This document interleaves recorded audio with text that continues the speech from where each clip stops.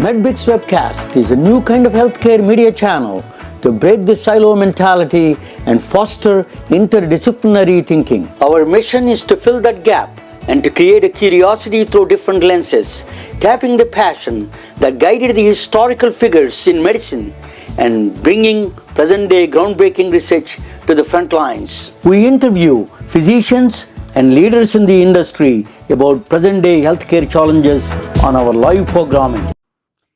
Hey, welcome to the MedBix Webcast. This is Ramana Raju. I'm the host.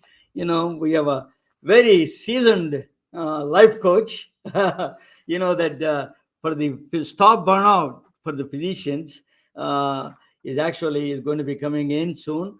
Then after that, I'm going to talk about polymath physicians, a little bit of the history of the physicians, what that breadth of knowledge, the knowledge that they have, horizontal knowledge in all subjects. I'm going to talk about that and what the future of the physicians need to be a little bit more towards in that direction.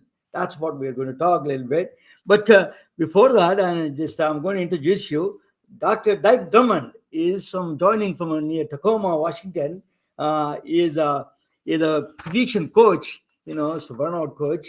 During the pandemic, he was a full-time busy. Now he's still busy. He has a podcast, Stop Physician Burnout. He has more than 40,000 doctors. He coached more than 40,000 doctors. More than 120 or 130, 175 corporations. His clients. Think about that. He has a very well entrenched into the corporate world of physicians. So he understands the both sides of the coin, which is the corporations, health plans, health systems, management side, and then the other side of the physicians. You need to understand both of them. Otherwise, there's not going to be a solution there.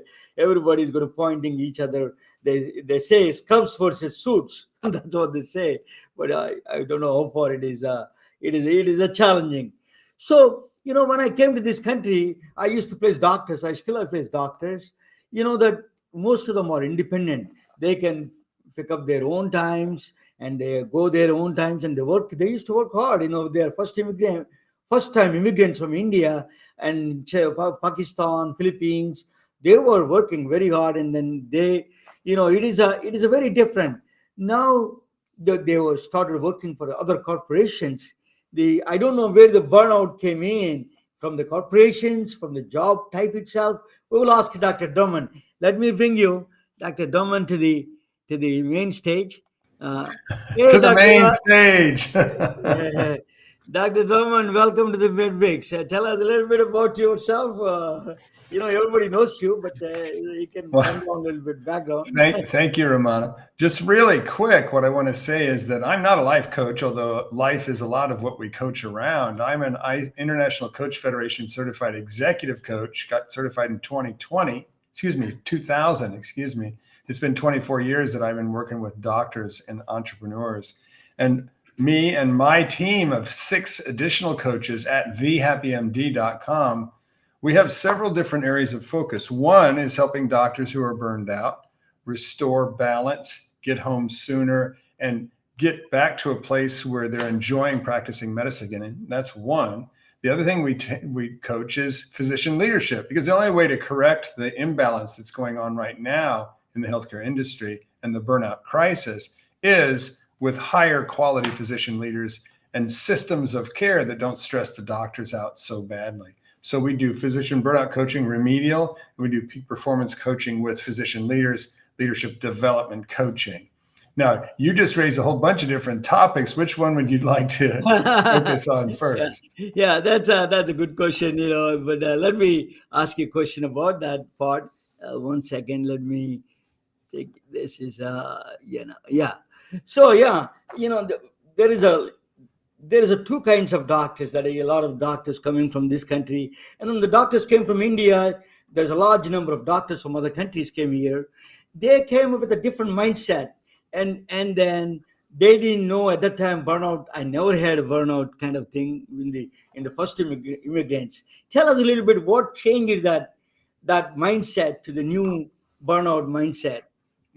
Well, if we're going to take a historical perspective, it's important, I think, to draw the demarcation line at the instigation of electronic medical records. So let's go back and look at Christina Maslach's work in the detection of burnout through surveys of employee pools. And if we go back to the year 2003, 2004, historically, every study that's ever been done on doctors has shown a burnout rate that averages about 1 in 3. 1 in 3, which means that they're stressed out enough that they're disengaged with their sense of purpose. Burnout has 3 symptoms: exhaustion, cynical, sarcastic. What's the use? That is present, has historically been present since the very first surveys were done back in the 70s. It historically has been present at a prevalence rate of about 1 in 3. And at that point in time, you're right. If we go back to the 1990s when I practiced medicine in paper charts, and I was part owner of a 40-doctor multi-specialty group that was independent from the hospital. I wasn't an employee. I was a K1 partner in the organization. That is what I consider to be the native background rate of physician health. A bunch of us were entrepreneurs, but we were all working in medicine, and we wanted to see patients, and we saw high volumes because we didn't have charting responsibilities. Then electronic medical records were implemented, and they doubled the amount of work in the back office, instantly doubled the amount of work in the back office without adding extra hands on deck to take care of the documentation burden, and on a mostly non-digital native physician population. So now, in addition to seeing your patients, you were a digital data entry clerk, and nobody was prepared for that. So the big bump in burnout happens when EMRs are implemented. And then what ended up happening is you had talked about it earlier as being generational. This new generation doesn't work as hard as us first-time immigrants do. There's a lot of reasons for that. First of all, if you were raised in India, you would never admit to being burned out. Never, ever in a million years would you admit. There's just too much shame, right? Yes. But secondly, in 2004 is when residency work hour restrictions were implemented. And what ended up happening is, because there was a lawsuit in the state of New York about a patient who died, where the family blamed the fact that the resident who took care of them had been up for 36 hours, and they won the case nationwide in America, and I believe in other countries around the world. There were work hour restrictions put on residents from that point forward. You can't be in the hospital for more than 24 hours. You can't do more than X number of hours per week. So what ended up happening is, if you look at the total hours of patient contact for residents before and after work hour restrictions, what happens is the work hour restricted residents work many fewer hours, actually 1/3 less hours of patient contact than doctors in my generation. They were not conditioned so deeply. They did not develop nearly the bad habits that we did in order to accomplish unlimited workloads. And it graduates in actually a different kind of doctor, much less likely to want to start or run their own practice. So in the wake of 2004 with EMR, all of a sudden we've got a whole new class of doctors who are willing to sign a contract and be an employee. Now, what happens when you become an employee? You give away a whole bunch of your autonomy to the job description you sign on when you join the organization. That's it. Let me ask you, let us talk about the defense of a little bit of EMR. You mentioned EMR. Stanford did some research. What they said was it improved the product, it improved the efficiency, not the productivity. Productivity did not go up. The efficiency went up, but the productivity did not. So it really did not. It really, it had some negative effect on the productivity side.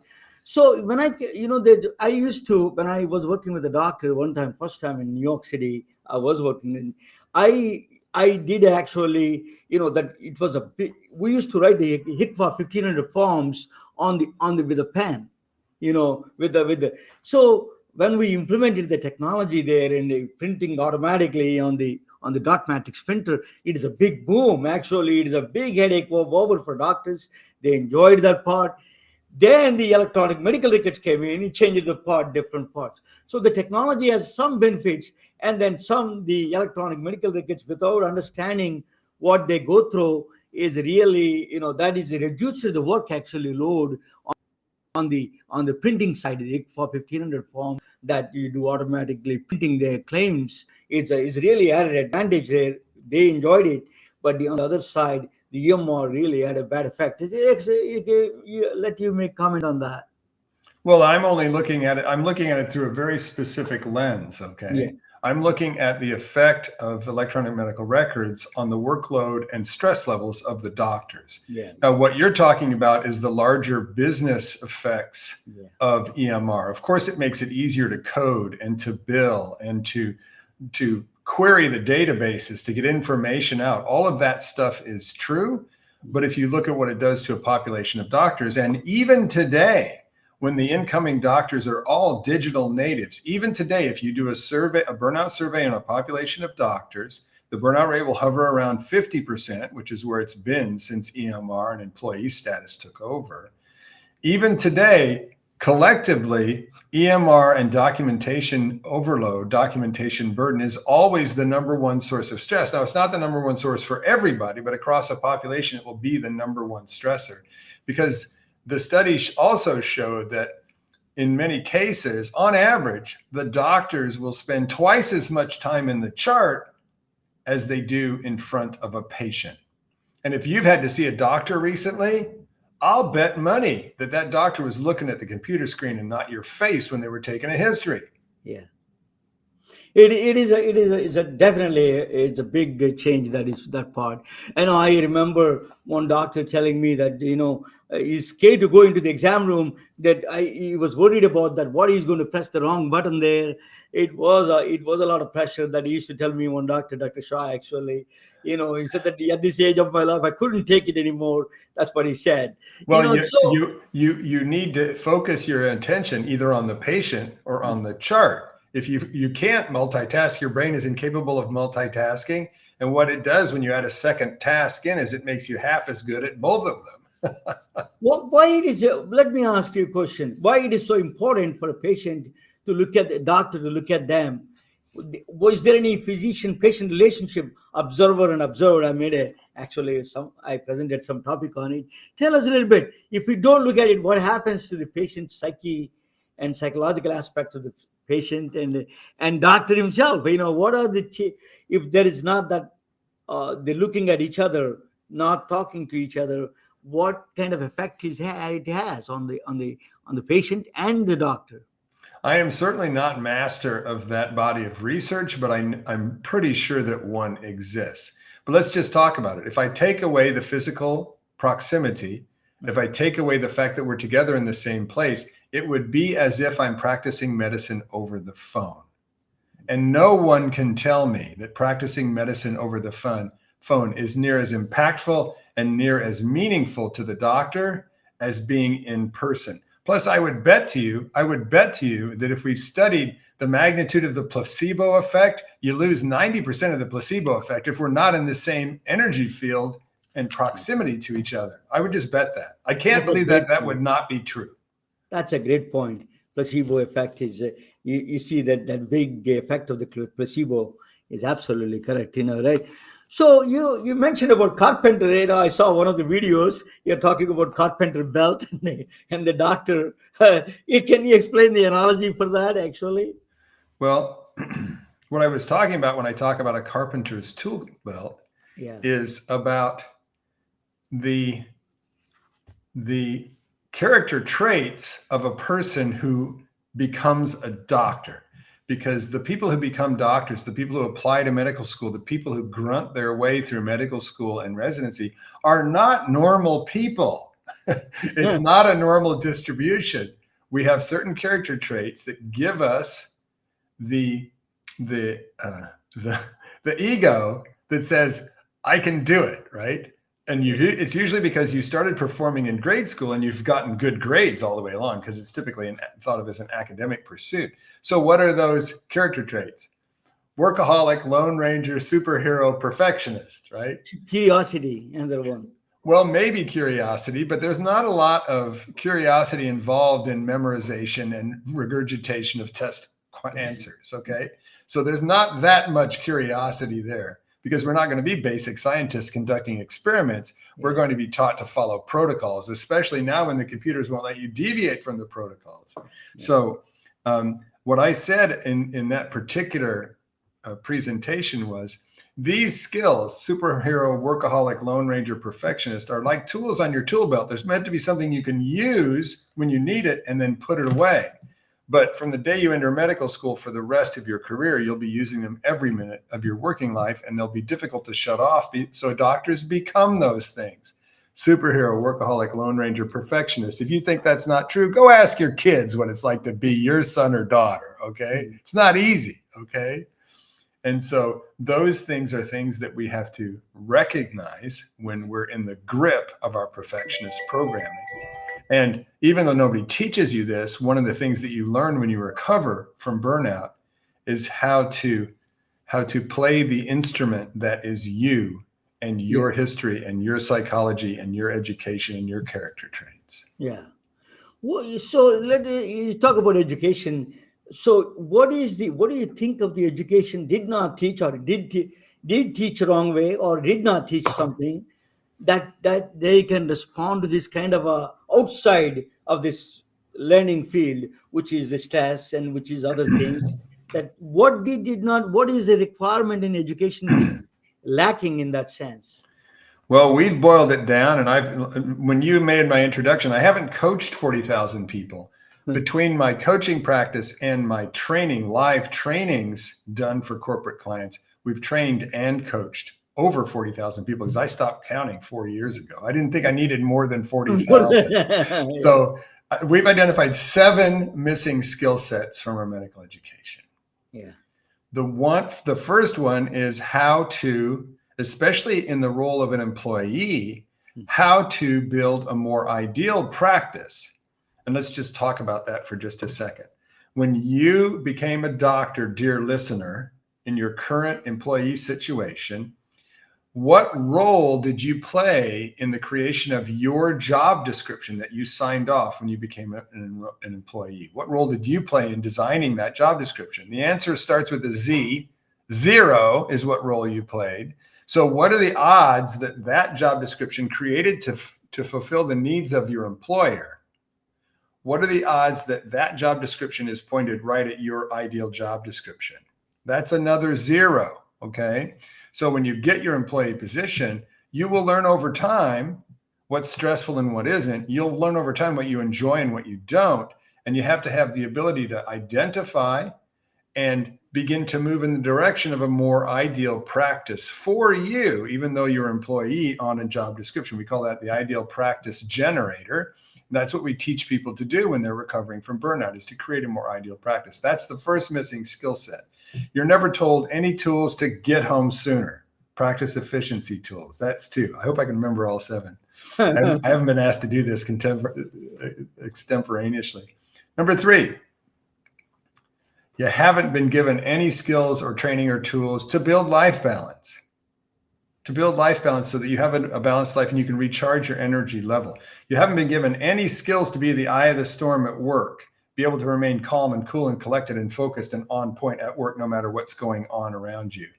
You haven't been given any tools to manage your boss as an employee, and managing up and across the chain of command is really important. You don't know anything about that. Now, people who go to business school and MBAs, that's half of what they learn, is how to politic and schmooze and kiss up and piss down and all that kind of stuff. Okay? But doctors don't know how to do that. You haven't been told how to lead your team more effectively, leadership power tools. And lastly, you don't know a damn thing about how to do an effective job search, because your formative experiences of being accepted were med school and residency, where the only object was pick me, pick me. All I can say is this: we've got whole trainings and coaching programs on this. But when you're looking for a job, them offering you a job is absolutely meaningless.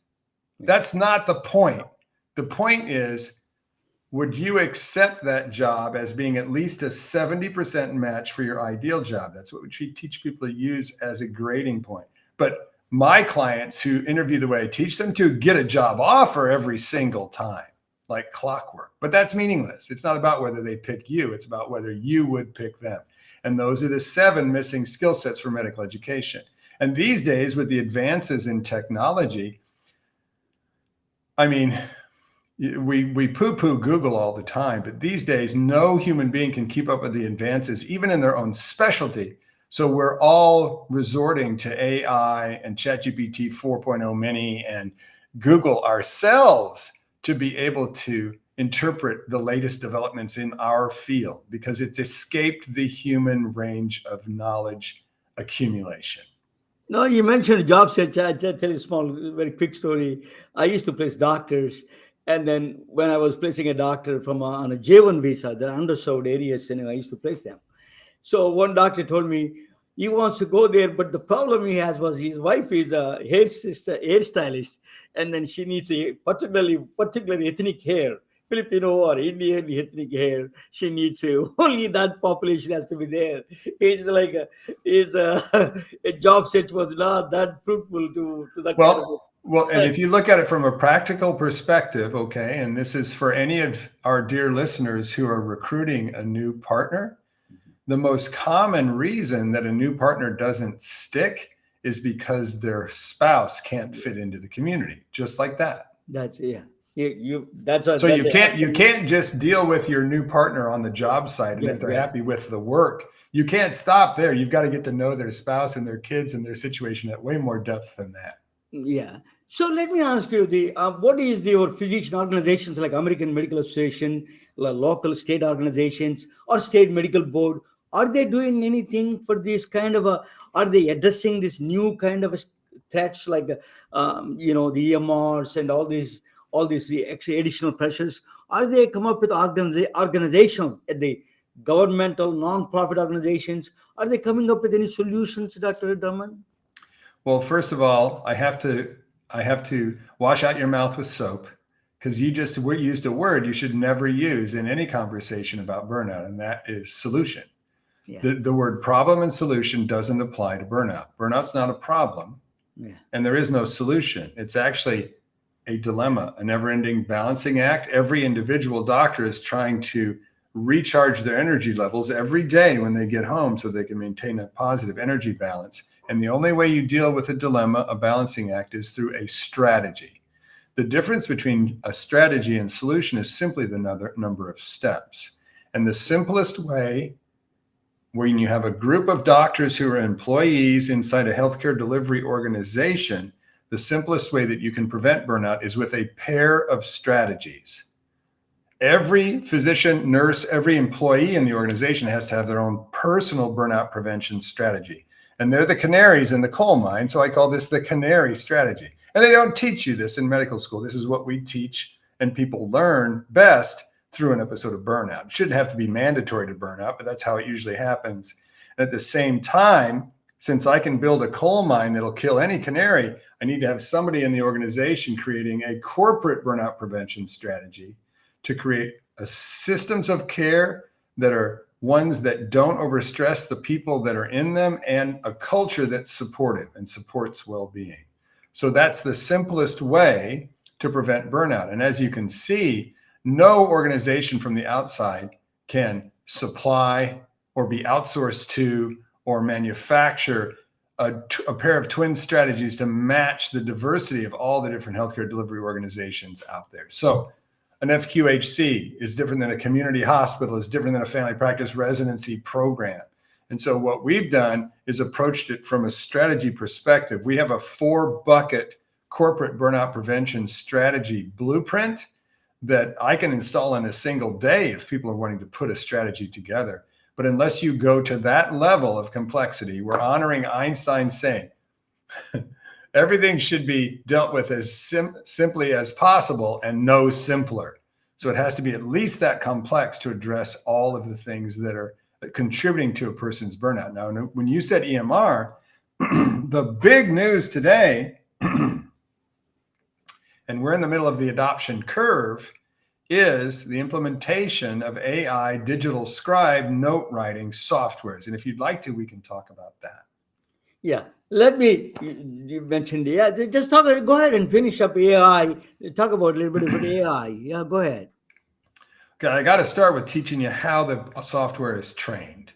So they're using a large language model like ChatGPT, like Claude, like Sonnet, all that kind of stuff. What they did was they rated an EMR system and grabbed, let's say, 1 million family practice notes. And they would grab them by specialty, because what you do is you train the software to be able to imitate your specialty. So I'm an outpatient family doc, okay? So they would grab 1 million family practice notes and they'd shove it into Claude, or they'd shove it into ChatGPT, and ChatGPT would learn what a family practice doctor's notes looks and sounds like. And then what they do is they install it on your cell phone and on your desktop computer or your workstation computer. This is basically a recording device. So when you go in the room, the computer knows who your patient is and has their chart pulled up and their electronic medical record and everything. And you just click the start button and say, okay, Mavis, let's go. Click. You do your normal history. You have to speak your physical. Otherwise, the computer doesn't know what you're finding. So you're going to talk about what their ears look like, what their throat looks like, how their heart sounds, right? And then you're going to do your normal wrap up, diagnosis, treatment, things to watch for, follow-up, referrals. And maybe the patient does a couple of, oh, by the ways before they leave the office, right? And when you hit, okay, see you later, boop, you hit your phone and you're done. When you're done with it listening to you, by the time you get from your exam room back to your office or workstation, there's a note there. It's not a transcription. It's not a recording. The software digested what was said and used its training to produce a family practice note. And I get to choose, do I want a SOAP note or do I want an H&P? And it is shockingly accurate. Now, is it perfect? No. Does having an AI writing your chart note absolve you of liability for anything that happens as a result of that? No.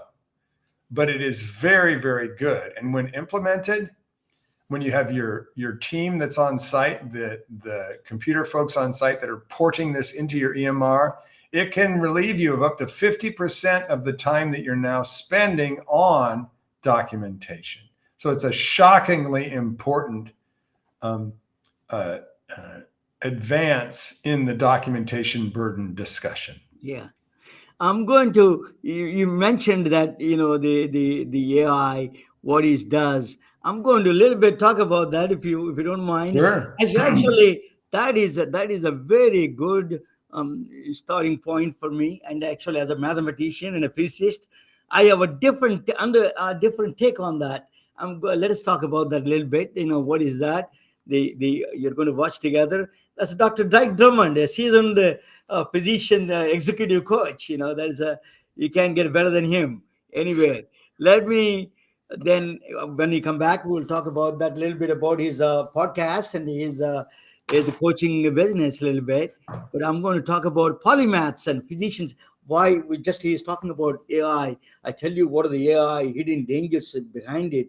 Why we need a polymath physicians or, polymath is a individual whose knowledge spans many different fields. Right now I'm focusing on polymath physicians, the doctors who became polymaths, and I'm going to talk about them a little bit.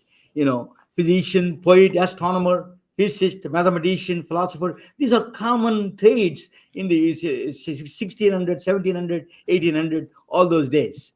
So, Dr. Drummond, anytime you want to jump in, you're free to jump in. Actually, a lot of people didn't know that the birth of AI, the father of the AI, is a physician. He is the one who created a neural network.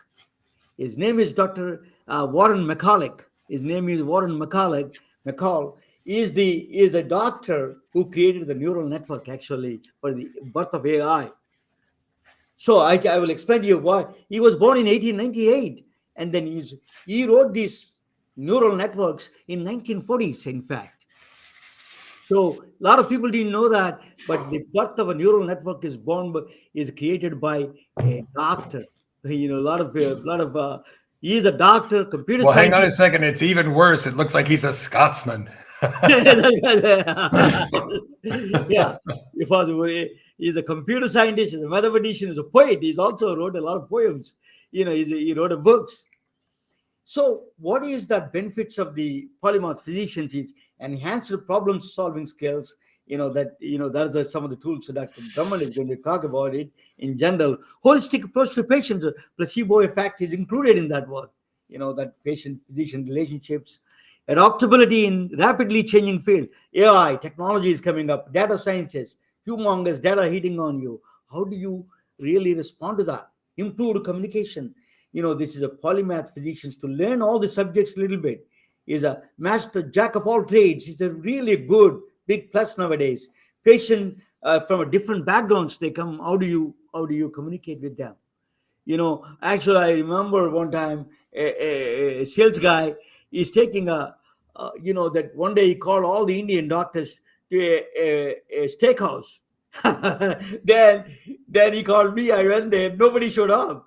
He said that he was wondering why nobody showed up because they don't eat beef. The cows are in India. The Indian doctors don't eat. So I told him we would have spent a lot less money with some place in a vegetarian restaurant. You could have got a lot more results. So understanding the cultures are important also, and the sensitivities of the patients, the cultural. So among all the physicians or polymath physicians, we cannot escape this guy. His name is Avicenna. Is Ibn Sina? He used to call Ibn Sina. Avicenna is from Iran. Is a 980 AD, 1,000 years after Jesus Christ was born. He is 1,000 around that area at that time. He's a physician. He's an astronomer, medical author. He wrote several books on medicine. And Amir of Einstein of medicine, they call him Amir. He's a truly Einstein of medicine. He has such a profound influence in the medical.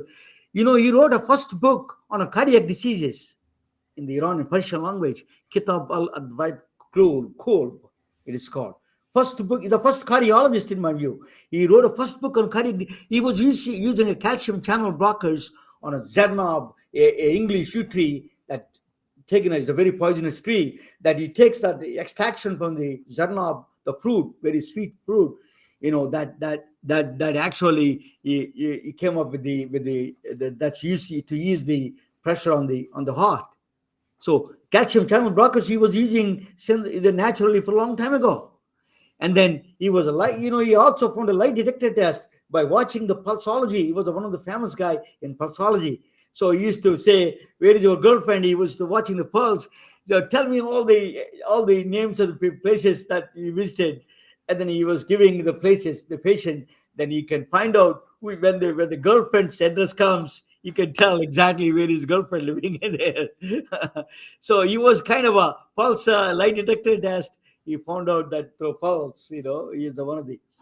He was a Venus. He was the first time found out the Venus. The astronomer he is. He detected Venus first time. He discovered Venus, planet Venus. He invented the tripod. Actually, that to look at the skies. Think about that. At that time, he wrote the best of all. He wrote the book of Canon of Medicine, 6 volumes. That is almost 1,000 years. People are following Canon of Medicine by Avicenna. 1,000 years, almost there, that they followed his books in the Western world. He is a very well known in the medical field. He was a king in that sense. Physician, they call him. So ethics in science, he wrote a lot of books, a lot of text on the ethics also. That's why United Nations instituted a prize called Avicenna Prize, Ethics in Science, in fact. So he is a philosopher. Then he is a philosopher. One of the philosophy was floating man experiment. He did that. If somebody a thought experiment, if somebody freely falling, then he may not be aware of his body, his limbs, is anything, but he's aware of self-awareness. He says that it's called a soul, that Albert Einstein called principle of equivalence, that the gravity is the cause, that he called is a consciousness. Some people call it consciousness, soul. That's what he did. the Avicenna. So he is a truly a remarkable individual in the medicine. He's a polymath physician. He's one of the top guys in the polymath physician. Now, the modern day, still alive, that I'm going to talk about. I'm going to switch back and forth with the modern polymaths and the older guys in the history from history. It's a Michelle Bachelet. Her name is Bachelet. She was the president of Chile. She's a doctor. She's an MD. She became a doctor, and the Chile is the home of the observatories. I'm a physics guy. That we have a first exoplanet was discovered in the Chile observatory, and then the expanding universe was detected from the observatories from the largest telescope, radio telescope, is located in Chile. The skies are clear. Antarctica is very close. So that is one of this country. She was a president. She was a military strategist. She went to school for military strategy. Can you believe that? She used to be an entertainer. She was artist singer in a Last Clap Clap. That's kind of a group, I think. They used to travel around Chile to present this Last Clap Clap musical. So she's a performer. What happened was on the right side, if you see, I was a kid. I remember this one. Last picture of Salvatore Allende, the president of the leftist party. That was a democratically elected guy, was killed by Pinochet. That he was taken out by the military junta took him out. The Pinochet. I think that guy he really took over the country, Chile. During the time, her father, Michelle Bachelet's father, was a military general under the Allende, the president who was killed. So they imprisoned her father and mother. Everybody was imprisoned in Chile during the time. Alberto Bachelet and daughter Michelle Bachelet and his wife. In fact, in the custody, Alberto Bachelet died. They killed him in the custody. He had a heart attack and died. So that the daughter of that Alberto Bachelet, she came to the United States and she spent a lot of time in Maryland, and then she became a healthcare cabinet member for healthcare, and then she became a president of Chile. She was elected, first woman elected to the president of Chile. She expanded healthcare is a human right. She was worked in the United Nations. She proposed that healthcare is a human right. That was that indigenous population woman of Chile. She expanded the coverage for them, all of them. So she is truly a polymath of the new world. She studied, she studied Defense College in Washington, D.C., military strategy she studied. So politics and health, she was the United Nations Women's Health. She proposed infant mortality and maternal mortality. She did that. She is one of those still living. Then go back all the way. I'm going back to the 600 before Christ. His name is, let me see that. What is that? Sushruta. Yeah, I can. This is sometimes my things. I don't know. I need to tell them that blocks the whole thing. Sushruta. Yeah, Sushruta is his name. He's the first cosmetic surgeon, 600 BC. He's a facial reconstruction he was doing. It's really well documented, this one. He started the first medical school, that you see on the right side, they call Gurukulas. And he was even doing a medical entrance exam. He was checking on the qualities of the medical exam, 600 before Christ. He's a surgeon, he's a cosmetic surgeon, Vedic scholar. He did a lot of Vedas. He studied Veda. He wrote a lot of books on the medicine. Then he was doing it's actually instruments he was using on the left side is not that different from nowadays. He was using almost 300 surgical procedures he invented. And then 120 surgical instruments he was using. They're all in the Los Angeles Museum of Art. All his things are displayed in the Los Angeles Museum of Art. He did rhinoplasty, facial reconstruction he did. The kidney stone removals. He did C-sections. Wound care, that's all of them he was way ahead of his time. That is a polymath guy. He wrote books. He wrote the entrance examination for. He used to analyze, evaluate the.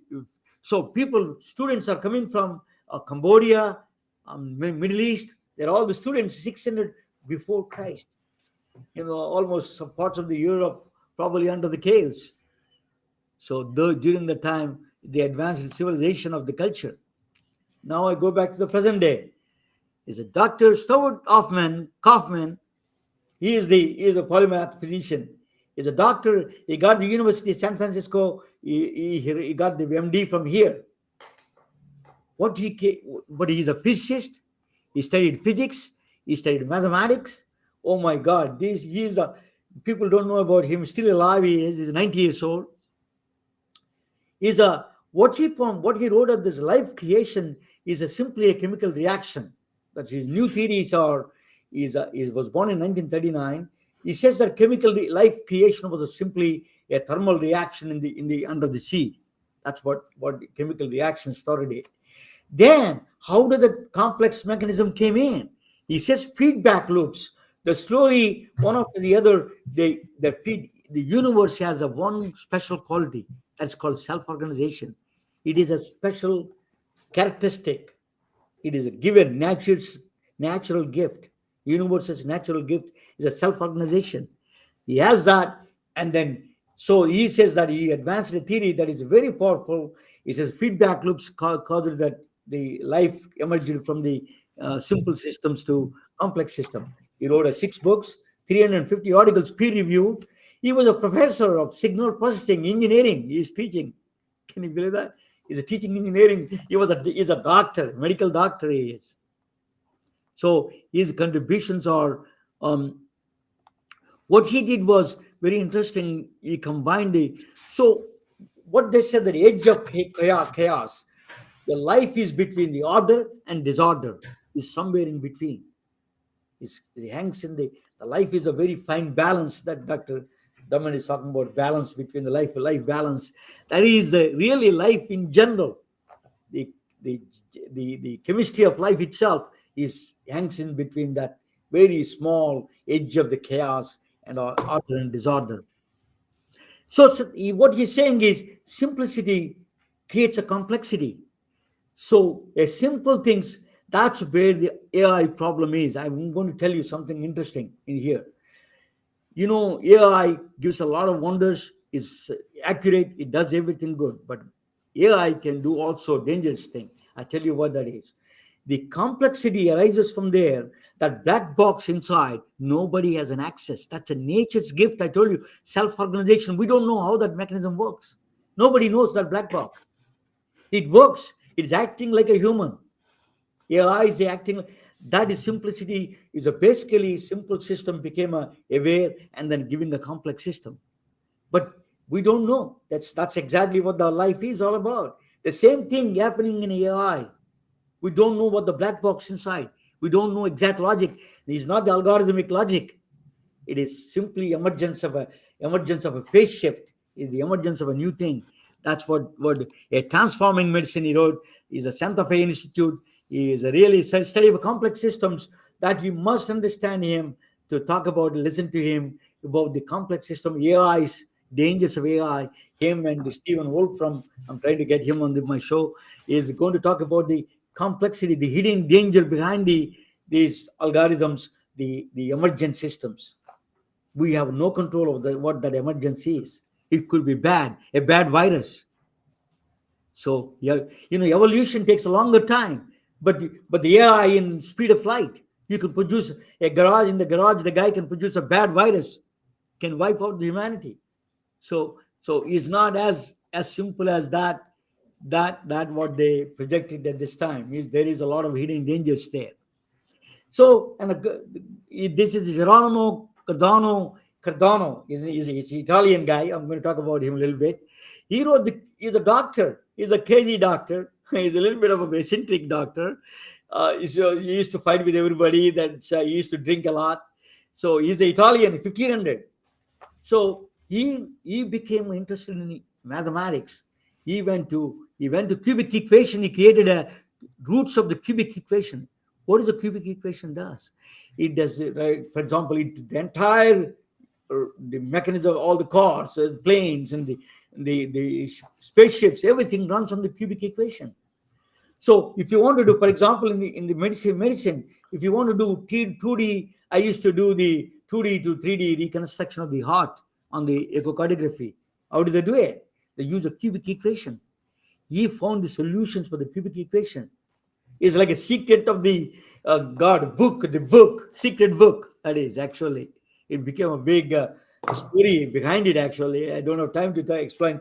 It's a big saga happened. It's a very interesting. He used to play a lot of gambling. He's a gambler, and he used to make money on the gambler. But his son became a gambler also, and they lost all his money. So he has always a problem. Then he's one of the powerful mathematician. Game theory that's used in the artificial intelligence right now. Game theory, probability theory, they call, that's what they use right now. His equations, his theories are very, very powerful even in the modern day world. He's a true polymath. He's a doctor. He was a doctor for a lot of royals, in fact, in Italy, and then England also. So his name is Girolamo Cardano. Now, modern doctor Sanjay Gupta, he is a doctor, he's a neurosurgeon actually, from my hometown Atlanta. I know him. So he is and also he is author. He's read a book. He is a CNN editor, as you know. So another one, just I want to mention to you why they need to learn. The first stethoscope was born by René Lenac. His name is a French guy. During the what happened is, during the Indonesian that is a mountain blew up. In the blow up, that's the entire summer. During the summer 1826 or 17, somewhere before 1826. One summer there is no summer. Basically, the dust clouded the entire Europe. During the time, they had a lot of breathing problems and all the cardiac pulmonary problems. And then he was a magician. He was playing a flute actually. So he came up with the idea of stethoscope. He invented stethoscope actually, because he doesn't want to put his ear next to the woman's breast. So he came up with the idea that he used the first used the concept from the flute that came up with the idea of the stethoscope. That is the first stethoscope on the left side you see. So Lichtman, or from Harvard, he advanced that whole process in the electronic now. You can do a lot of things. So that came from a musician. Birth of AI neural network, Dr. McCulloch, he is a really, truly hero in the sense people don't know about him. I was surprised when I come to know about him, how good he was. He is a physician, he's a pure doctor, and then he is a computer scientist. He understood the computers very well during the time. So what he did was he created a mathematical representation of the neuron. It's called another Warren Pitts, and another guy, Pitts. I don't know, is a Warren or first name. He's a Warren McCulloch. I think his name is also Warren Pitts. The two guys got together and created a neuron, a Warren Pitts, the McCulloch Pitts neuron. It's called. What they do is basically a mathematical representation of the neuron. What they did was what it means. What is a mathematical representation? So if you see AI, how do they recognize how the AI works? I just give you a glimpse of it. He did in the 1940s. In fact, it still is the basis of all the AI. What they do is a neural network is basically, it copied the neuron, a basic idea of neuron. It's not a really brain, but a basic idea of neuron. It took it. What they do is a neural network is, it gives a weight assignment. He invented the new thing, it's called weight assignment. If you want to recognize a dog, for example, what they do is they give a random numbers for the weight. Ears, for example, is prominent in the dog, right? So that's given a very high priority. 4 legs is to be there. That is to recognize a dog or cat. That's a few things that they check. They give the weightage for each one of them. So the nose that they check. So this fur texture. If you have ears, for example, is a very high, and 4 legs is one of the first thing is the animal. So these are things that give the weight to the recognition. Those things he created a weight that is the basis for the entire AI now. Neural network basis on that weights. So then it will, from the weights, it adjusts the weights again after learning more, and then puts the right weights and then tell you it's a dog it is. That's a that's a first mathematical representation of the AI he created. Warren McCulloch created that, is the father of AI, Dr. Warren McCulloch. Uh, So why doctors need to know, doctors need to know why they need to be polymath, why they need to know all these things. I can give you three examples of why you need to know, doctors need to know. One is a care journey. For example, how many doctors know that patient, that people may know, they understand it, but really they know the care journey of a patient. Some people, I used to work in Georgia, Alabama, the patients, the pregnant woman coming from a small town, they don't have any transportation. There is no, they don't have money to even pay for the ultrasounds or co-pay, nothing. So then where do they go? In a small town, there's only one pharmacy. They're closed on the night after 6 o'clock. What do? All these things are not talked about. It care journey is as important as that's called, now we are putting that experience as a journey, as a technology journey. UX experience, user experience, in my patient experience, or you can call consumer experience, whatever you call that experience. By, you can divide by, you can do practical, you can do a kind of a pragmatic way, you could put those things together. So from a patient, starting from the care, from a home to all the way going back to home with the medicines, is a care journey you have to learn. That is you can create a steps on it. It's not it's a part of the taking care of the society. The patient privacy, for example, is important because of, that's the one thing, is a blockchain. Blockchain is a mathematical construction. What is a mathematical construction? So blockchain is immutable truth. If you say a truth, say a statement, that is always there in the blockchain. You cannot erase it. You can further move. Suppose I owe $5 to Dr. Drummond, that is say that you cannot erase that forever. It is there forever. Only thing I can adjust it. So you can say I don't need that money, or you can give me you know payments, but the truth is you cannot erase the truth. So its immutability is a fundamental aspect of this blockchain. Blockchain cannot be played around. I know that a lot of people talk about the cryptocurrency is based on blockchain, but cryptocurrency is not exactly blockchain. Blockchain is a mathematical functions. It is a solid rock mathematics. You cannot break it. Only thing is, what they did was, at the end, they're all playing the games. At the end, that is which is not a blockchain. That is when they transfer that money from the blockchain to the real money. That's where they're playing a game. That is a problem. Blockchain itself is a very solid mathematical strength is there. AI. So AI's biggest challenge, AI is, it has a lot of powerful tools. It can solve a lot of problems of the patient journey, patient notes that Dr. Drummond was talking about, how amazing the notes are. It does. It writes like a human almost. But it's also same thing you have to remember. Human body is a complex system.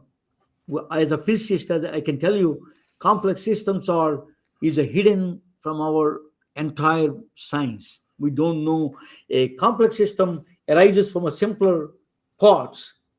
That part, how it arrives, that complex behavior, we do not know.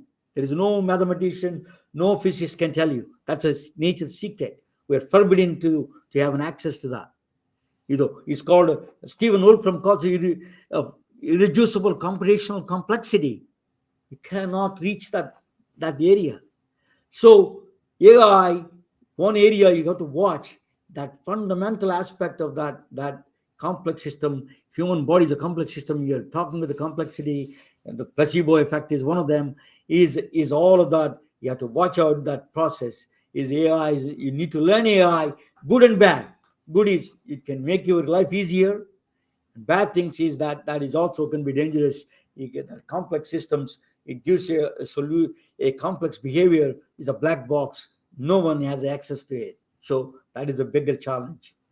So these are all things why we need to know all those things. That's what I say. Thank you so much. This is my, it is clear to me that what the Jesse Unfair, president of American Medical Association says.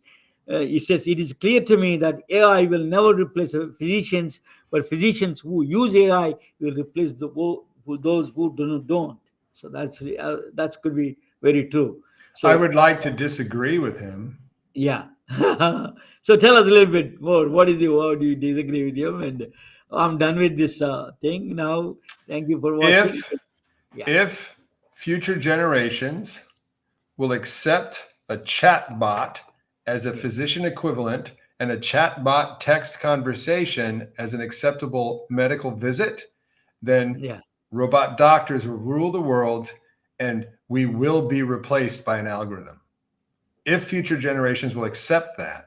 Now, our generation, the boomers, will not accept anything less than your full attention in an in-person visit. We want somebody to touch us, to examine us, to talk to us, to look to us. We want to be in their face, okay?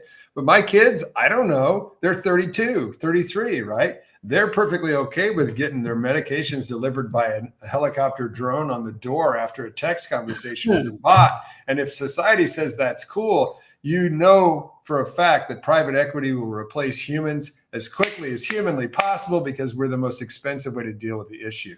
Until something bad happens, Dr. Drummond, until there is something bad happens. If there is one bad catastrophe happens there, then on that day is how dangerous that is. Well, it's dangerous, but the question is, will it slow anybody down? No, we'll figure out what to do with liability in the digital age. Now, here's the one question I want to say. I've already told you that AI, and you want to see something so complex it can't be integrated. Let's talk about how your call center screws up every appointment they book, and now I'm going to get the AI to connect with my call center, where the turnover rate amongst the call center workers is equal to Burger King. You talk about something that can't be resolved. That's a thing that has to be resolved at every site and will never work out. So I'll stop for just a second. Hang on a second. Big breath. The first thing that's going to happen when the doctors are spending 50% less time in the chart is what? What's the manager's going to ask them to do within a matter of hours? What are they going to ask them to do? Come on now. Yeah. Say it. You go ahead. See more patients. Yeah. Okay, so right now the rate limiting step on the number of patients any doctor sees is the brain damage of the documentation associated with it. If we remove the brain damage, we can see more patients.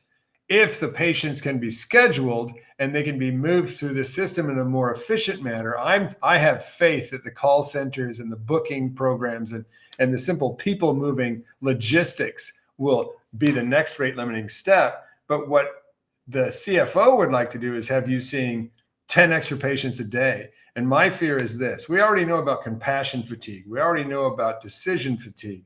There's all sorts of levels of cognitive fatigue that we can violate by making doctors see more patients than their brain can handle. And I think that after a delay where the productivity will be dropping straight to the bottom line of the organizations, there's going to be a mad dash for profit here. Although the implementation of these programs is actually going much slower than I thought it would.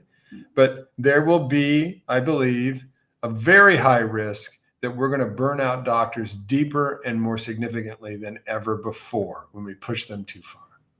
Dr. Drummond, the one thing very important one you mentioned before, that is one thing is going to be big challenge. Placebo effect. It's so powerful, placebo. It is really, I go to the doctor and I feel like a calmness of the doctor will have a profound effect on my health. So I think that is, if that is a missing, it is a big problem. In fact, that is itself is a huge problem it can create. Well, I can tell you that nothing about the current modern Western allopathic healthcare delivery system relies or counts on or measures anything to do with the placebo effect. So actually the placebo effect is off to the side. It's a non-entity. It's a non-topic. Now, if you have a good relationship with your doctor, it may powerfully affect your health, but the system doesn't acknowledge it or count on it at all. But that is a well proven in science. I understand, but the system doesn't count on it at all. That is a bigger problem, right? Just look at your commercials on your television at night. every other commercial is for a biological. It's not for the placebo effect. Those are not placebo pills. They actually make a difference. The little pill with the big story to tell, that kind of stuff. But in India, that the placebo effect is like a fake God. These are things that works for them. Well, in India, they're all you can count on in some cases. Sometimes it works. That what I'm saying, placebo effect is real. It is a Western well-documented fact. Of course. As you said. So tell us a little bit about your podcast and your coaching classes, Dr. Drummond. Well, and what I'll say is that after 14 years, I started in 2010 concentrating my coaching on burnout prevention for both doctors, organizations, and leaders. I know that the best way to address the current burnout crisis and the challenges of AI is with the highest quality physician leadership possible, to make an attempt to restore balance between the core polarity of healthcare, profit and practice. Right now, profit has the upper hand, and physician leaders of the highest quality will be needed to redress this imbalance and the current burnout epidemic. So my podcast is called Stop Physician Burnout. However, it is a physician leadership podcast, 10 minutes on Tuesday and Friday, where I teach a couple tools each time you can use that day for immediate benefit that come from our 40,000 doctor coaching and training experience, specifically to folks who want to become more powerful leaders, be seen as a true representative of the people that they lead, and create a healthier workplace. Lead the charge to physician well-being. Stop Physician Burnout is the name of the podcast. Yeah, thank you, Dr. Drummond. The HappyMD.com. That's his website. Dr. Drummond, you're always welcome. You're always a great fan of the show, and thank you so much for supporting me. Thank you. Thank you, Ramana. I'm truly honored to have you. Thank you, sir. Good night, all of you. That's good night, everybody. Good night, everyone.